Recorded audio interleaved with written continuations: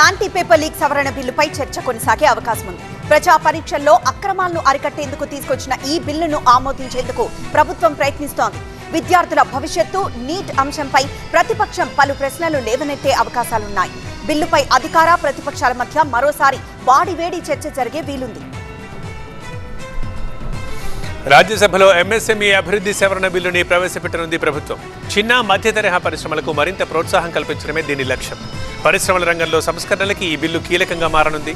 బిల్లుపై సభ్యుల అభిప్రాయాల్ని ప్రభుత్వం తెలుసుకోనుంది.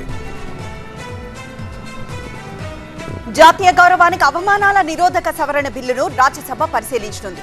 జాతీయ పతాకం, జాతీయ చిహ్నాల పరిరక్షణకు సంబంధించిన నిబంధనల్లో మార్పులు ప్రతిపాదించారు. ఈ బిల్లుకు రాజ్యసభ ఆమోదం లభించే అవకాశం ఉంది. పలు రాజకీయ పార్టీలు తమ అభిప్రాయాలను సభలో వెల్లడించనున్నారు. రెండు సభల్లోనూ ప్రశ్నోత్తరాల సమయంలో పలు ప్రజా సమస్యలు ప్రస్తావనకు రానున్నాయి. విద్య, ఉపాధి, మౌలిక సదుపాయాలు, సంక్షేమ పథకాలపై సభ్యులు ప్రశ్నలు అడిగే అవకాశం ఉంది. సంబంధిత శాఖల మంత్రులు వివరణ ఇవ్వనున్నారు. ప్రజలకు సంబంధించిన కీలక అంశాలపై సభలో చర్చ జరిగే అవకాశం ఉంది.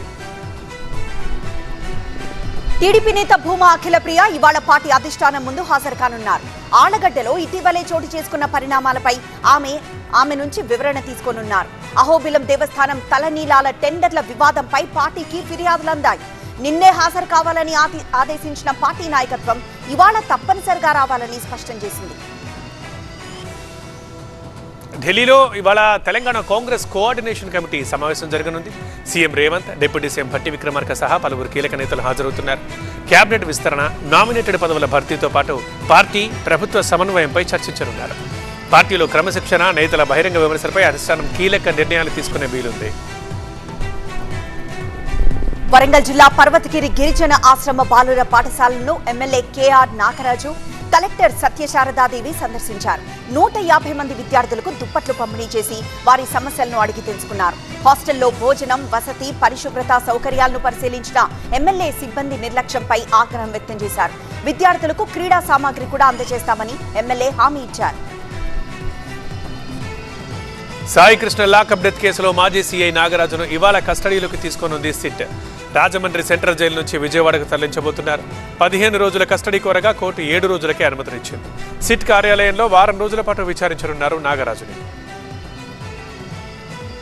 వికారాబాద్ జిల్లా పరిగిలో రేడియల్ రోడ్ నిర్మాణానికి భూములు కోల్పోతున్న రైతులకు నష్టపరిహారం అందజేశారు. 3 గ్రామాలకు చెందిన 86 మంది రైతులకు 16 కోట్ల విలువైన చెక్కులను ఎమ్మెల్యే రామ్మోహన్ రెడ్డి పంపిణీ చేశారు. అభివృద్ధి పనుల కోసం భూములిచ్చే రైతుల సంక్షేమానికి ప్రభుత్వం ప్రాధాన్యత ఇస్తోందని ఆయన అన్నారు. రాబోయే రోజుల్లో పరిగి ప్రాంత రూపురేఖలు పూర్తిగా మారిపోతాయని ఎమ్మెల్యే చెప్పారు. మహారాష్ట్ర గడ్చిరోలి అటవీ ప్రాంతంలో మరోసారి మావోయిస్టుల కలకలం రేగింది. పక్షం రోజుల వ్యవధిలో రెండోసారి వారోత్సవాలకు సంబంధించిన బ్యానర్లు, పోస్టర్లను భద్రతా బలగాలు గుర్తించాయి. 6 అనుమానితుల్ని అరెస్ట్ చేసి కేసు నమోదు చేశారు. మహారాష్ట్ర, తెలంగాణ, ఛత్తీస్గఢ్ సరిహద్దు అటవీ ప్రాంతాల్లో కూంబింగ్ ఆపరేషన్లు ముమ్మరం చేశారు. ఆంధ్రప్రదేశ్లో రానున్న 2 రోజుల పాటు పలు జిల్లాల్లో వర్షాలు కురిసే అవకాశం ఉంది. కోస్తా, ఉత్తరాంధ్ర ప్రాంతాల్లో అక్కడక్కడా భారీ వర్షాలు కురిసే అవకాశం ఉందని ఐఎండీ తెలిపింది. ఉరుములు, మెరుపులతో పాటు గంటకు 30 నుండి 40 కిలోమీటర్ల వేగంతో ఈదురుగాలులు వీచే వీలుంది. లోతట్టు ప్రాంతాల ప్రజలు అప్రమత్తంగా ఉండాలని వాతావరణ శాఖ సూచించింది.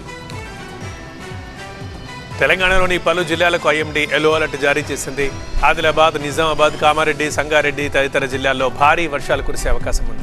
రాష్ట్రంలోని అన్ని జిల్లాల్లో గంటకు 30-40 కిలోమీటర్ల వేగంతో ఈదురుగాలులు వీచే అవకాశం ఉందని హెచ్చరించింది. ప్రజలు అత్యవసరమైతేనే బయటకు రావాలంటూ అధికారులు సూచించారు. విదర్భలో కురుస్తున్న భారీ వర్షాలతో ప్రాణహిత నదికి భారీగా వరదొస్తోంది. పెన్గంగా, వార్దా, వైన్గంగా నదుల నుంచి 1,50,000 క్యూసెక్ల వరద నీరు చేరుతోంది. కొమరంభీం జిల్లా తుమ్మడిహెట్టి దగ్గర వరద ఉధృతి మరింత పెరిగే అవకాశం ఉందని అధికారులు హెచ్చరించారు. గూడెం, అహేరీ పుష్కర ఘాట్లను తాకుతూ ప్రాణహిత వరద ఉధృతంగా ప్రవహిస్తోంది.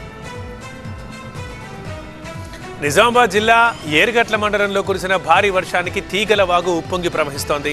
వర్షపు నీరు పంట పొలాల్లోకి చేరడంతో రైతులు ఆందోళన పడుతున్నారు. లోతట్టు ప్రాంతాల్లో నీరు నిల్వ ఉండడంతో అప్రమత్తంగా ఉండాలని అధికారులు సూచిస్తున్నారు.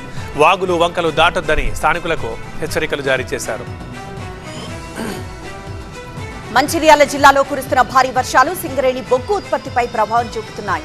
శ్రీరాంపూర్, మందమర్రి ఓపెన్ కాస్ట్ గనుల్లో వర్షపు నీరు నిలవడంతో ఉత్పత్తి నిలిచిపోయింది. దాదాపు 20,000 టన్నుల బొగ్గు ఉత్పత్తికి అంతరాయం ఏర్పడిందని అధికారులు చెప్పారు. రాక్ పాయింట్లలో నిల్వ ఉన్న బొగ్గును సరఫరా చేస్తూ అవసరాలను తీర్చుతున్నారు. నిర్మల్ జిల్లాలో కురుస్తున్న ఎడతెరిపి లేని వర్షాలతో వాగులు పొంగిపొర్లుతున్నాయి. పెంబి మండలంలోని మంటపల్లి దగ్గర పల్లేరు వాగు ఉధృతంగా ప్రవహిస్తోంది. వాగు ప్రవాహం పెరగడంతో లోతట్టు ప్రాంతాల ప్రజల్ని అధికారులు అలర్ట్ చేశారు. వాగుల వైపు వెళ్లొద్దంటూ ప్రజలకు సూచించారు. నిర్మల్ జిల్లా కడెం ప్రాజెక్టులోకి వరద నీరు భారీగా చేరుతోంది. ఎగువ ప్రాంతాల్లో కురుస్తున్న వర్షాలతో 11,890 క్యూసెక్ల ఇన్ఫ్లో నమోదవుతోంది. ప్రస్తుతం ప్రాజెక్టులో 684 అడుగుల నీటి మట్టంతో 0.8 టీఎంసీల నీటి నిల్వ ఉంది. భారీ వర్షాలతో అధికారులు ప్రాజెక్టు పరిస్థితిని ఎప్పటికప్పుడు పర్యవేక్షిస్తున్నారు. జయశంకర్ భూపాలపల్లి జిల్లాలో ఎడతెరిపి లేకుండా కురుస్తున్న వర్షాలకి వాగులు వంకలు పొంగిపొర్లుతున్నాయి. మహదేవ్పూర్ మండలం చండ్రుపల్లి వాగు ఉప్పొంగడంతో రాకపోకలకు తాత్కాలిక అంతరాయం ఏర్పడింది. కాళేశ్వరం పుష్కర ఘాట్ మెట్లపై నుంచి వర్షపు నీరు జాలువారుతో జలపాతాన్ని తలపిస్తూ భక్తుల్ని ఆకట్టుకుంటోంది. ప్రకృతి స్వయగాల్ని తిలకించేందుకు సందర్శకులు పోటెత్తుతున్నారు. భద్రాద్రి కొత్తగూడెం జిల్లా చర్ల మండలంలోని తాలిపేరు ప్రాజెక్టుకు భారీగా వరద చేరుతోంది.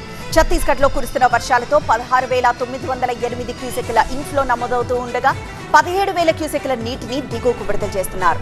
ప్రాజెక్టు 13 గేట్లు ఎత్తి గోదావరిలోకి నీటిని వదులుతున్నారు. ఈ సీజన్లో తొలిసారిగా భారీ వరద రావడంతో ఆయకట్టు రైతులు హర్షం వ్యక్తం చేస్తున్నారు. నిజామాబాద్ జిల్లా శ్రీరామ్ సాగర్ ప్రాజెక్టు వరద ప్రవాహం కొనసాగుతోంది. ఎగువ ప్రాంతాల నుంచి ప్రస్తుతం 4,051 క్యూసెక్ల వరద నీరు జలాశయానికి చేరుతోంది. ప్రాజెక్టులో 1,065 అడుగుల నీటి మట్టంతో 16 టీఎంసీల నీటి నిల్వ నమోదైంది. గతేడాది ఇదే సమయానికి 1,075 అడుగుల నీటి మట్టంతో 32 టీఎంసీల నీటి నిల్వ ఉంది. తుంగభద్ర డ్యాంకు వరద నీటి ప్రవాహం తగ్గుముఖం పట్టింది. ప్రస్తుతం 14,614 క్యూసెక్ల ఇన్ఫ్లో నమోదవుతూ ఉండగా 3 క్యూసెక్ల నీటిని దిగువకు విడుదల చేస్తున్నారు. డ్యాంలో 1,608 అడుగుల నీటి మట్టంతో 35 టీఎంసీల నీటి నిల్వ ఉంది. భారీ వర్షాలతో అధికారులు డ్యాం పరిస్థితిని ఎప్పటికప్పుడు పర్యవేక్షిస్తున్నారు. మహబూబ్ నగర్ జిల్లా జూరాల ప్రాజెక్టుకి వరద ప్రవాహం క్రమంగా పెరుగుతోంది. ప్రస్తుతం 27,000 క్యూసెక్ల ఇన్ఫ్లో నమోదవుతుండగా 28,000 క్యూసెక్ల నీటిని దిగువకు వదులుతున్నారు. ఎగువ దిగువ జల విద్యుత్ కేంద్రాల్లో 10 యూనిట్ల ద్వారా 395 మెగావాట్ల విద్యుత్ ఉత్పత్తి కొనసాగుతోంది. మధ్యాహ్నానికి వరద మరింత పెరిగే అవకాశం ఉందని అధికారులు చెబుతున్నారు. శ్రీశైలం జలాశయానికి వరద నీటి ప్రవాహం కొనసాగుతోంది. జూరాల విద్యుత్ కేంద్రం నుంచి 29,600 క్యూసెక్ల నీరు జలాశయానికి చేరుతోంది. ప్రస్తుతం జలాశయంలో 820 అడుగుల నీటి మట్టం ఉండగా 42 టీఎంసీల నీటి నిల్వ నమోదైంది. కుడి ఎడమ జల విద్యుత్ కేంద్రాల్లో ఇంకా విద్యుత్ ఉత్పత్తి ప్రారంభం కాలేదు. ములుగు జిల్లా బొగత జలపాతాలు భారీ వరద ప్రవాహంతో మహోగ్ర రూపం దాల్చాయి. ఎగువ ప్రాంతాల్లో కురుస్తున్న వర్షాలతో జలపాతాల ఉధృతి మరింత పెరిగింది. ఈత కొలను పూర్తిగా వరద నీటిలో మునిగిపోగా ప్రమాదకర పరిస్థితులు నెలకొన్నాయి. ప్రజల భద్రత దృష్ట్యా బొగత జలపాతాల సందర్శనని అటవీ శాఖ అధికారులు తాత్కాలికంగా నిలిపివేశారు.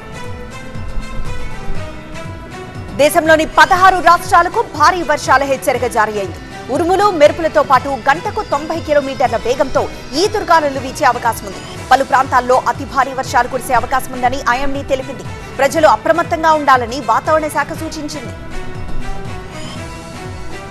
ఉత్తర ఒడిశాలో భారీ వర్షాలతో జనజీవనం అస్తవ్యస్తమైంది. వరదల కారణంగా జాతీయ రహదారులపై రాకపోకలకు అంతరాయం ఏర్పడింది. సహాయక చర్యల కోసం ఒడిశా డిజాస్టర్ రెస్పాన్స్ బృందాల్ని రంగంలోకి దించారు. లోతట్టు ప్రాంతాల ప్రజల్ని అప్రమత్తం చేస్తున్నారు. మహారాష్ట్రలోని నాగ్పూర్ నగరాన్ని భారీ వర్షాలు ముంచెత్తాయి. 6 గంటల్లో 180 మిల్లీమీటర్లు, గంటన్నరలోనే 100 మిల్లీమీటర్ల రికార్డు వర్షపాతం నమోదైంది. లోతట్టు ప్రాంతాలు జలమయమవడంతో రవాణా, విద్యుత్ సరఫరాకు తీవ్ర అంతరాయం ఏర్పడింది. మున్సిపల్ బృందాలు రంగంలోకి దిగి సహాయక చర్యలు ముమ్మరం చేశాయి. భారీ వర్షాలతో విద్యా సంస్థలకు సెలవులు ప్రకటించారు. పంజాబ్, హర్యానా, చండీగఢ్తో పాటు పలు రాష్ట్రాలకు ఆరెంజ్ అలర్ట్ జారీ అయింది. భారీ నుంచి అతి భారీ వర్షాలు కురిసే అవకాశం ఉందని ఐఎండీ హెచ్చరించింది. కొండ చర్యలు విరిగిపడటం, ఆకస్మిక వరదలు సంభవించే ప్రమాదం ఉందని తెలిపింది. ఇక మత్స్యకారులు సముద్రంలోకి వెళ్లొద్దంటూ హెచ్చరించింది. అన్నమయ్య జిల్లా పీలేరులో చెడ్డీ గ్యాంగ్ కలకలం రేపుతోంది. నాగిరెడ్డి కాలనీ, కోటపల్లి, గరుడాద్రి నగర్ పరిసర ప్రాంతాల్లో దొంగల కదలికలను పోలీసులు గుర్తించారు. సీసీ కెమెరాలు తొలగించి అర్ధరాత్రి వేళల్లో ఇళ్లలోకి చొరబడుతున్నారని చెప్పారు. ప్రజలు అప్రమత్తంగా ఉండాలని, అనుమానితుల సమాచారాన్ని వెంటనే పోలీసులకు అందించాలని డీఎస్పీ సూచించారు. మహారాష్ట్రలోని పాల్ఘర్ జిల్లా వసాయిలో మహిళపై లైంగిక వేధింపుల ఘటన వెలుగులోకి వచ్చింది. మైనర్ కి చికిత్స చేస్తామని నమ్మించి తాంత్రికుడి దగ్గరికి తీసుకువెళ్లి లైంగికంగా వేధించారని బాధితురాలు ఫిర్యాదు చేసింది. ఆర్నాలాలోని ఒక రిసార్ట్లోనూ నిందితుడు తనను వేధించాడని ఆరోపించింది. ఈ ఘటనపై ఎఫ్ఐఆర్ నమోదు చేసిన పోలీసులు తాంత్రికుడి పాత్రతో పాటు అన్ని కోణాల్లో దర్యాప్తు చేపట్టారు. శ్రీ సత్యసాయి జిల్లా గుడిబండ మండలం దీనిహట్టి గ్రామంలో చోరీ జరిగింది. పొలం పనులకు వెళ్లిన సమయంలో 2 ఇళ్ల తాళాలు పగులగొట్టి దొంగలు బీభత్సం సృష్టించారు. 70,000 రూపాయల నగదుతో పాటు 8 తులాల బంగారాన్ని ఎత్తుకెళ్లారు. కేసు నమోదు చేసిన పోలీసులు ఘటనా స్థలాన్ని పరిశీలించి దర్యాప్తు చేపట్టారు. తిరుమల శ్రీవారి సర్వదర్శనానికి 18 గంటల సమయం పడుతోంది. దర్శనం కోసం 31 కంపార్ట్మెంట్లలో భక్తులు వేచి ఉన్నారు. నిన్న 78,709 మంది భక్తులు స్వామివారిని దర్శించుకున్నారు. వెంకన్న హుండీ ఆదాయం 4,76,00,000 రూపాయలుగా నమోదైంది. పెద్దపల్లి జిల్లా సుల్తానాబాద్ మండలం బొంతకుంటపల్లిలో జాతీయ పక్షి నెమలి అస్వస్థత పాలైంది. పంట పొలాల్లో ఎరువుల మందు కలిసిన నీరు తాగడంతో నెమలి నీరసించిపోయింది. సమాచారం అందుకున్న సర్పంచ్ వెటర్నరీ వైద్యుడితో చికిత్స అందించి పూర్తిగా కోలుకునే వరకు సంరక్షించారు. అనంతరం నెమలిని అటవీ శాఖ అధికారులకు అప్పగించారు. దిగ్గజ నటుడు దివంగత దేవానంద్ కుమారుడు నటుడు సునీల్ ఆనంద్ బ్రిటన్లో కన్నుమూశారు. ఆయన వయసు 70 సంవత్సరాలు. అమెరికా నుంచి భారత్కు తిరిగి వస్తుండగా లండన్లో ఆయనకు అకస్మాత్తుగా గుండెపోటు వచ్చింది. వెంటనే స్థానిక ఆసుపత్రికి తరలించారు. ఆపరేషన్ కు సిద్ధం చేస్తున్న సమయంలోనే మరోసారి గుండెపోటు రావడంతో పరిస్థితి విషమించి మరణించారు. కొన్నేళ్ల క్రితం ఆయన తండ్రి దేవానంద్ కూడా ఇదే ఆసుపత్రిలో తుది శ్వాస విడిచారు.